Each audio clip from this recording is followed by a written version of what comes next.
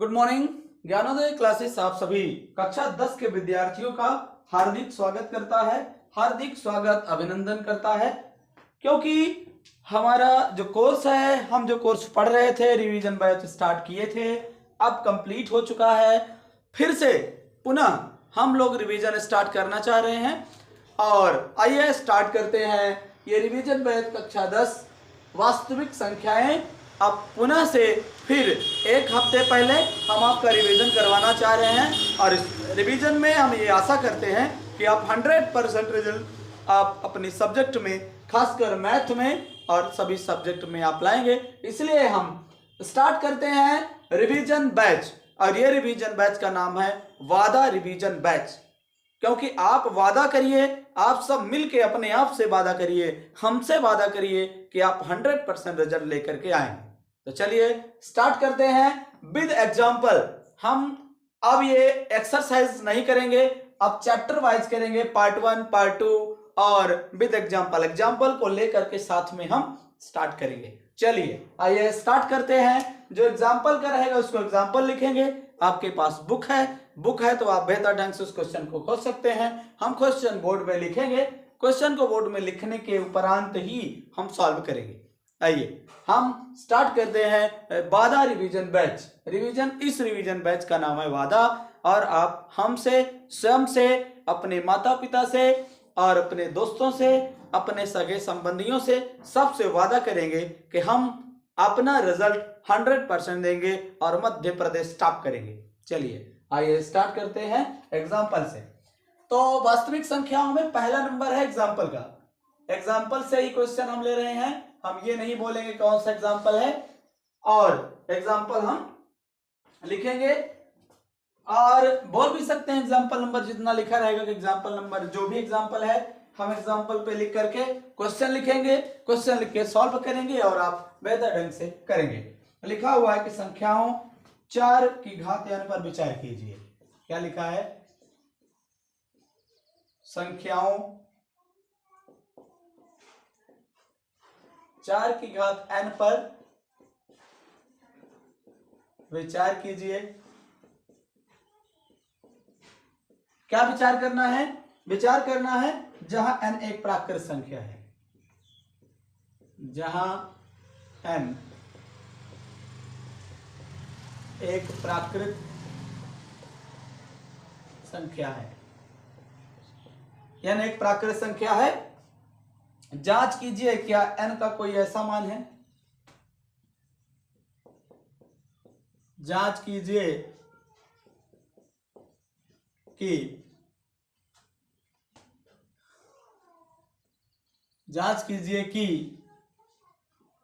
क्या n का कोई ऐसा मान है, कोई ऐसा मान है, n का कोई ऐसा मान है जो ऐसा मान है जिसके लिए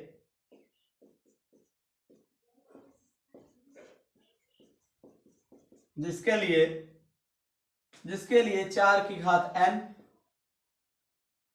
अंक 0 पर समाप्त होता है। किस पर? अंक 4 की घात n अंक 0 पर समाप्त होता है। अंक 0 पर समाप्त होता है। अब चलिए हम लोग क्वेश्चन को लिख चुके हैं, देख चुके हैं, अब स्टार्ट करते हैं। अब ये मान लीजिए कि यदि कोई संख्या 0 पर समाप्त होगी, ये मान के चलिए, यदि कोई संख्या 0 पर समाप्त होगी तो उसपे या तो गुणनखंड में 2 आ जाए और 5 आ जाए। यानी अब 2 का गुणा किसी संख्या से करते हैं तो लास्ट में 0 आ सकता है, 0 पर समाप्त हो सकती है, या फिर हम 5 का, अब 5 भी साथ में रहे तो भी लास्ट में 0 आ सकता है। क्या कह सकते हैं हम कि हम जानते हैं कि क्या होगा,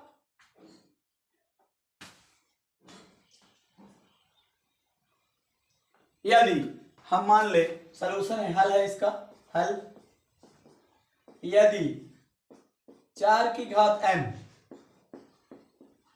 संख्या जीरो पर समाप्त हो, संख्या जीरो पर यदि समाप्त होगी तो वह क्या हो जाएगी, 5 के अभाज्य गुणनखंड के रूप में होगी। 5 के क्या होगी, अभाज्य गुणनखंड के रूप में होगी।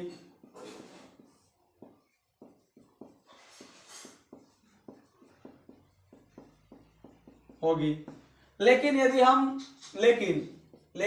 क्या करें, 4 को लिखें तो 4 को क्या लिख सकते हैं, 2 की पावर 2n लिख सकते हैं। 4 की घात n को जो बनाएं तो 2 की पावर हम क्या लिख सकते हैं, 2n लिख सकते हैं।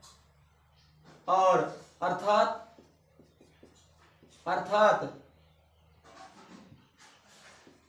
4 के अभाज्य गुणनखंड में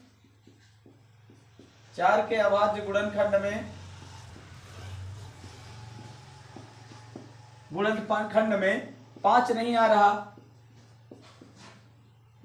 5 नहीं आ रहा है। जब नहीं आ रहा है तो क्या हो जाएगा, जब 5 अभाज्य गुणनखंड के रूप में नहीं आ रहा तो क्या हो जाएगा, मतलब 4 का पावर अंक, 4 की पावर n जो है तो 0 पर समाप्त नहीं होगा। अर्थात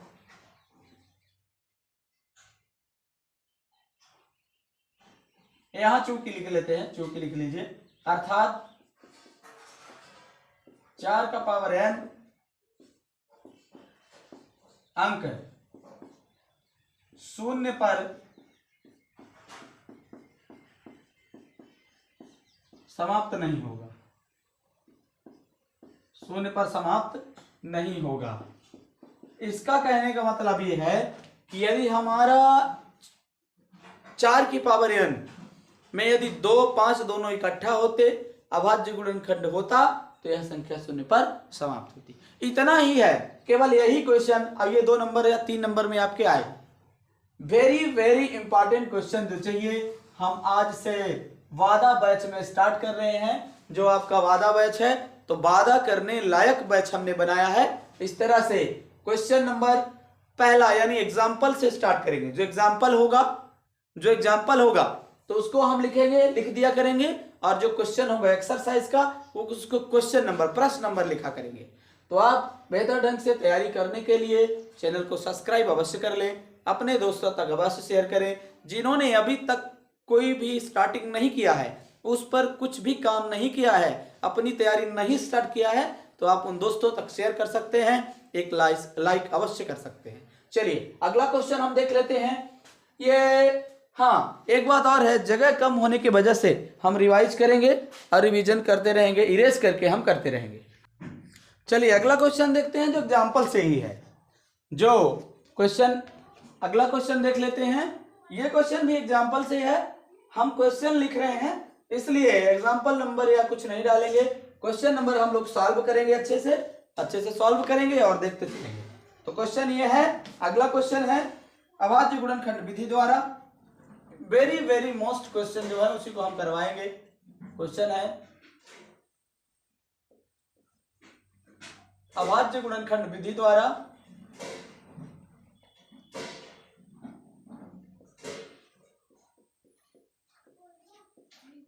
अभाज्य गुणनखंड विधि द्वारा 96 और 404, 96 व 404 का HCF ज्ञात कीजिए। HCF ज्ञात कीजिए और HCF ज्ञात करना है, और फिर इसका LCM ज्ञात कीजिए।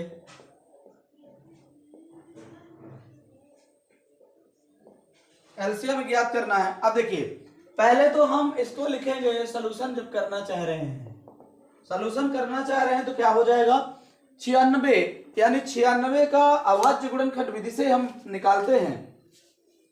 यदि 96 का अभाज्य गुणनखंड विधि से गुणनखंड पहले करेंगे तो देखिए ये हो गया 96 किससे कटेगा, मिनिमम हम 2 से काट लेते हैं। 2 से कटेगा, 2 चौको 8 हो जाएगा, 2 अट्ठे 16 हो जाएगा। अब ये हो जाएगा 2 दूनी 4 हो जाएगा, 2 चौको 8 होगा, 2 एक कम 2, 2 दूनी 4, 2 ही से कट रहा है अभी, तो 2 का 6 बार कटेगा 12, 2 छक्का 12 होता है, 2 का 3 बार कटेगा, 2 तिहाई 6 होता है, और 3 एक कम 3 कटेगा। मतलब इसका अभाज्य गुणनखंड क्या होगा, यदि 96 को हम लिखें तो ये हो जाएगा कितना, 2 है 5 बार, 2 है 5 बार, ओ सॉरी हम 5 लिख दिए, हाँ हमको 2 ही लिखना है, 1 2 3 4 5 बार, और एक बार 3 है, ये 3 हो गया। तो इसको हम क्या लिख सकते हैं, हम लिख सकते हैं कि 2 की घात 5 है और गुणा कितना है, 3 है। इतना अभाज्य गुणनखंड हो सकता है। फिर क्या करेंगे, अब हम 404 का लगाएंगे, तो 404 का क्या कर ले, फिर से कर लेते हैं, तो ये हो जाएगा हमारे पास 404 हो गया। अब इसका भी हम एलसीएम करेंगे, गुणनखंड करेंगे, फैक्टर करेंगे, तो 2 से कटेगा, 2 एक कम 2, 0 उतर जाएगा, सॉरी 2 दूनी 4 हो जाएगा, ये 2 दूनी 4, 0 2 दूनी 4 ही है, फिर 2 से कट जाएगा, 2 एक कम 2, 0 हो जाएगा, 2 एक कम 2। अब 101 किसी से कटने वाला नहीं है, इसलिए हम क्या करेंगे, 101 को 101 से ही काट देंगे, 101 तो हो जाएगा कितना, 101 बार में कट जाएगा। और 404 को हम क्या लिख देंगे, 404 का हो जाएगा कितना, हमारा हो जाएगा 2 बार 2 है और एक बार 101 है, अर्थात हम इसको लिख सकते हैं 2 की घात 2 गुणे 101 लिख लेंगे। ये हमारा हो गया कितना, इसको भी 2 की घात 5 यहां भी लिख देते हैं, 2 की घात 5 हो जाएगा, गुणा 3 हो जाएगा। यदि हम अब यहां हो जाएगा एलसीएम, यदि हम एचसीएफ निकाले, एचसीएफ अब स्टार्ट करते हैं, तो हम निकालें एचसीएफ ऑफ कितना, 96 404 का एचसीएफ यदि निकालेंगे तो जो दोनों में कॉमन होगा वही लिखेंगे। देखिए यहां 2 है, तो 2 को हम क्या लिख सकते हैं, 2 की घात 3, 2 की घात 2 गुणा 3 लिख सकते हैं। यहाँ 2 की घात 2 यहाँ भी है, 2 की घात 2 यहाँ भी है, तो देखिए 2 की घात 2 जो दोनों में हो, जो कॉमन होगा वही एचसीएफ होगा, तो 2 की घात 2 दोनों में कॉमन है, तो हमारा क्या हो जाएगा, 2 की घात 2, और 2 की घात 2 को कहते हैं 4। इस तरह से 96 और 404 का एचसीएफ हमारे पास कितना आ गया, एचसीएफ आ गया 4। अब एलसीएम निकालते हैं, एलसीएम किसका, 96 404 का, तो एक फार्मूला होता है एलसीएम ऑफ एबी, फार्मूला यहां से लिख लेते हैं, फार्मूला होता है एलसीएम, फार्मूला होगा LCM of A B equal to होता है ए गुणा बी हो जाता है, और अपान में एचसीएफ ऑफ ए बी हो जाता है। तो वही हम करेंगे, एलसीएम 96 404 का हो गया, तो यहां लिख देंगे 96 गुणा 404, और फिर यहां नीचे क्या लिख देंगे, एचसीएफ ऑफ 96 और किसका, 404 का, 96 और 404 का, तो नीचे क्या हो जाएगा, 96 404 को रहने देंगे, गुणा करने के लिए रहने देंगे, और एचसीएफ जो आया है हमारा ये 4 हो जाएगा, 4 से हम काट देंगे तो 4 एक कम 4 चौको 16 हो जाएगा, 4 दूनी 8 हो जाएगा, ये 4 दूनी 8 हो जाएगा, एक बचेगा तो 4 चौको 16, यानी 24 गुणे कितना हो जाएगा हमारे पास, 24 गुणे 404 हो जाएगा, और 24 गुणे 404 करेंगे तो 9696 हमारे पास आंसर आ जाएगा। मतलब हम एलसीएम हमारा क्या हो गया, अर्थात एलसीएम ऑफ 96 404 का हो जाएगा कितना, एलसीएम हो जाएगा 96 और एचसीएफ हो जाएगा, एचसीएफ ऑफ 96 404 का यदि करते हैं, 96 404 का यदि करते हैं तो ये हो जाएगा 2 दूनी 4, यानी 2 की पावर 2 को हम कहेंगे 4, यही हमारा आंसर हो जाएगा। इस तरह से इस क्वेश्चन का आंसर ये हो जाएगा। अब चलिए नेक्स्ट क्वेश्चन देखते हैं। इस पार्ट में हम एग्जाम्पल वाला पार्ट अलग किया करेंगे, एक्सरसाइज का पार्ट अलग किया करेंगे। चलिए तो इस तरह से एग्जाम्पल का हो जाएगा। अब चलिए हम लोग देख लेते हैं अगला क्वेश्चन जो है, कहता है कि संख्या 6, 72, 120 का अभाज्य गुणनखंड विधि से एलसीएम और एचसीएफ ज्ञात कीजिए। तो पहली बात तो हम गुणनखंड निकालेंगे। तो पहले 6 का गुणनखंड निकाल लेते हैं, पेन चेंज कर ले हम। तो 6 का अभाज्य गुणनखंड विधि से निकालेंगे तो ये हो जाएगा सॉल्यूशन जो निकाल रहे हैं, सॉल्यूशन 6 का निकाल रहे हैं तो 2 तिहाई 6, 3 एकम 3, ये हो जाएगा 6 का। तो 6 को क्या लिख सकते हैं, 6 बराबर 2 गुणा 3 लिख सकते हैं। और फिर 72 का निकालेंगे, 72 का अभाज्य गुणनखंड विधि से तो 2 से काटेंगे, 2 तिहाई 6 हो जाएगा, 2 छक्का 12 हो जाएगा, फिर 2 का 2 एकम 2 हो जाएगा, 2 अट्ठे 16 हो जाएगा, 2 नमा 18 हो जाएगा, फिर 3 तिया 9 हो जाएगा, और 3 में एक बार तो 3 एकम 3 हो जाएगा। यानी 72 को हम क्या लिख सकते हैं, 72 को क्या लिख सकेंगे, 72 को लिख सकेंगे 3 बार 2, 1 2 3, अरे सॉरी 3 बार 2 लिखना था, तो 3 बार 2 लिखेंगे, 2 एक बार, 2 2 बार, 2 3 बार। अब 3 को 2 बार लिखेंगे, 3 को 2 बार लिखेंगे। इसका मतलब क्या है कि 2 का 3 बार गुणा कर रहे हैं और 3 का 2 बार गुणा कर रहे हैं। ये हो गया 72 का। अब निकालेंगे 120 का। तो 120 का क्या कर लेते हैं, निकाल लेते हैं। तो ये हो जाएगा 120 का 2 से कटेंगे, 2 छंगा 60 हो जाएगा, 2 तिया 6 हो जाएगा, 0 उतर जाएगा, 2 से कटेगा तो 15 हो जाएगा ये, और अभी 3 से कटेगा, 3 25 हो जाएगा, और 5 से एक बार कटेगा। इस तरह से 120 को लिख सकते हैं कितना, 120 को लिख सकते हैं 2 3 बार हो जाएगा, 2 को 3 बार लिखेंगे, 3 को एक बार लिखेंगे, और 5 को एक बार लिखेंगे। अर्थात क्या कर सकते हैं, 2 को 3 बार लिख दिए, 3 को एक बार लिख दिए, और 5 को भी एक बार लिख दिए। यहाँ भी क्या हो जाएगा, 2 एक बार है, 3 एक बार है। अब हम एलसीएम एचसीएफ की बात करेंगे। तो एलसीएम एचसीएफ करते हैं। तो एलसीएम आप किसका हो जाएगा, एलसीएम सबसे बड़ी घात को गुणा करेंगे तो आ जाएगा एलसीएम। तो एलसीएम का क्या हो जाएगा, एलसीएम आप 6 का हो जाए, 72 का हो जाए, और 120 का हो जाए, ऐसे करेंगे। तो सबसे बड़ी घात कितनी हो जाएगी, सबसे बड़ी घात हो जाएगी 2 की। तो 2 की घात 3 है, 2 की घात 3 हो जाएगा, और 3 की घात कितनी है, 3 की घात भी 2 है, और फिर 5 की घात कितनी है, 5 की घात 1 है। इस तरह से हम निकाल लेंगे। 2 की घात 3 को कहते हैं 8, ये हो जाएगा। 3 की घात 2 को कहते हैं 9, और 5 की घात 1 को 5 ही कहेंगे। फिर क्या हो जाएगा, 8 9 72, 72 में 5 का गुणा कर देंगे, 5 2 10, 5 7 35, 1 36, 360 हो जाएगा हमारा कितना, एलसीएम हो जाएगा। 360 हमारा हो जाएगा एलसीएम। अब एचसीएफ निकालेंगे तो क्या करेंगे, यदि एचसीएफ निकालते हैं तो सबसे छोटी घात, सबसे छोटी घात का मतलब क्या होता है हमारा, सबसे छोटी घात का मतलब होता है जो सब में कॉमन हो, और कॉमन जो होगा वही एचसीएफ होगा। तो कॉमन हम देख लेते हैं कितने में क्या है, 2 की घात 1 सभी में आ जाएगा, और 3 की घात 1 भी सभी में आ जाएगा। यानी 2 की घात 1 हो जाएगा, 3 की घात 1 हो जाएगा, तो एचसीएफ हमारा कितना होगा, 6 हो जाएगा। इस तरह से एलसीएम आ गया 360, एचसीएफ हो गया 6। तो हम क्या करेंगे, अब हम गुणनखंड निकालेंगे।